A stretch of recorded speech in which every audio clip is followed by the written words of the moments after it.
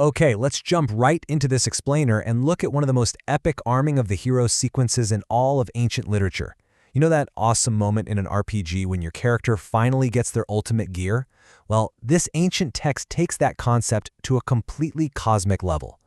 We're looking at the Khandava Mahabharata, and what starts as a seemingly simple request to just burn down a forest quickly spirals into a massive transfer of divine firepower. So, it begs the ultimate question. How exactly do mere mortals prepare to fight the gods themselves? Because to help Agni, the god of fire, consume this massive Khandava forest, our two heroes, Arjuna and Krishna, they're going to need some serious upgrades. I mean, they are about to receive what we'd basically call today the ultimate mythological loadout. This isn't just gear to win a quick skirmish. This is equipment designed to challenge the very heavens. Here's our roadmap for this explainer. 1. The god of fire's request. 2. Arjuna's ultimate weapon, Gandiva. 3. The ape-bannered chariot. 4. Krishna's divine arsenal. And 5. Unleashing the inferno. All right, Section 1. The God of Fire's request.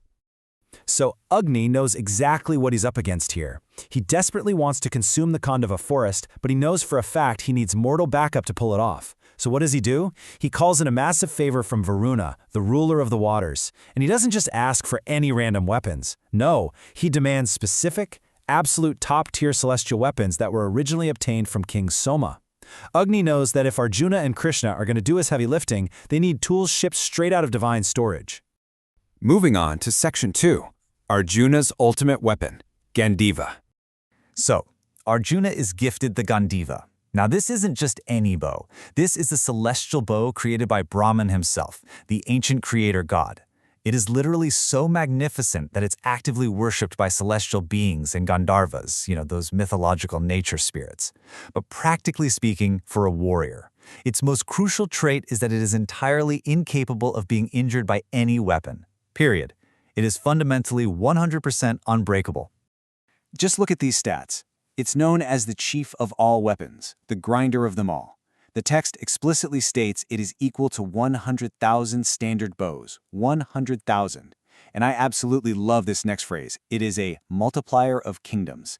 Like, think about that. It doesn't just win battles, it literally builds empires. But hey, a bow is completely useless without arrows, right? Well, Varuna throws in 2 inexhaustible quivers, so that's endless ammunition for an indestructible weapon. Talk about a cheat code.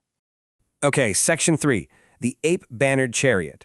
Because, obviously, a legendary bow requires a legendary ride. And man, this isn't your average vehicle. This chariot was meticulously custom-crafted by Viswakarman. He's described as the very architect of the universe and one of the lords of creation. And he didn't just casually throw this thing together. The text specifically notes he forged it after severe ascetic meditation. The sheer willpower and divine focus poured into making this chariot make it a relic of just unimaginable power. And this ride is awe-inspiring, both mechanically and visually. The steeds yoked to the car, white as silver clouds, born in the celestial realm of the Gandharvas. And get this, they're described as being as fleet as the wind, or even as fast as the mind itself. And then there's the splendor of the chariot. It's so brilliantly golden, shining like the sun, that no one can even look directly at it. It reflects light like an evening cloud bathed in the setting sun. So really, it's a psychological weapon just as much as it is physical transport. And speaking of psychological weapons, just picture seeing this on the battlefield.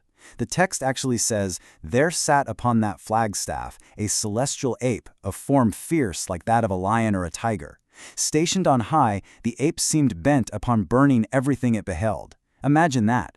You add in the other flags bearing these massive creatures whose roars and yells literally cause the enemy's soldiers to faint, and you've got the ultimate intimidation tactic before a single arrow is even fired. Just wild. Let's look at Section 4, Krishna's divine arsenal. Because Arjuna definitely isn't going into this fight alone. Krishna's new loadout is just as devastating. First up, Agni gives him a fiery discus with an iron pole right in the center. The main tactical advantage here? Once you hurl it, it irresistibly slays the enemy, and then acts like a magical boomerang, zipping right back into Krishna's hands. Then, Varuna hands Krishna the Kaumodaki mace. This is not just a heavy club. It's capable of slaying every daitya, giant demons basically, and when it's thrown, it produces a deafening roar like a massive clap of thunder. The confidence these weapons give them is absolute. Listen to this explicit guarantee Agni gives Krishna about that fiery discus. With this weapon, without doubt, thou shalt be superior in battle to men and gods and rakshasas and pisachas and daityas and nagas. So demons, ghouls, giants, serpent spirits, you name it. Agni is literally telling Krishna that this one single piece of gear elevates him above all other beings across the entire mythological spectrum. There is literally no entity he cannot defeat. Which brings us to Section 5, Unleashing the Inferno. So, now fully equipped with their indestructible bows, returning fiery discs, and thunderous maces, our heroes are finally ready for the climax. Arjuna slips on his leathern gloves, walks around his glowing chariot, bows to the gods, and strings the Gandiva. The text points out that just the sheer sound of him stringing this bow makes listeners quake with fear. And then, with total swagger, Arjuna declares to Agni, "Having obtained the bow Gandiva and this couple of inexhaustible quivers, I also am ready to conquer and battle the three worlds." He's basically telling a god to do his worst, because he has the perimeter totally secured. And blaze forth he certainly does. Arjuna and Krishna confidently declare they can fight absolutely everyone, celestials and asuras combined. Given the green light, Agni transforms into his most energetic, seven-flamed form. It looks like the end of a cosmic cycle. He surrounds the Khandava forest, roaring like thunderclouds, making literally every creature inside it tremble. The heat and light are so incredibly intense that the text compares the burning forest to the majestic Mount Meru, the golden center of the universe, blazing under the sun. It's a scene of total apocalyptic destruction, and it's only made possible by the unbreakable cover fire of our newly armed heroes. The arming of Arjuna and Krishna essentially transforms them from just great warriors into literal cosmic forces. But man, this leaves us with one massive, lingering thought. Agni really just wanted to burn down a forest. But to get that done, he's basically handed two mortals the keys to the universe. Now that these heroes wield the ultimate, indestructible power of the gods, what on earth are they gonna do next?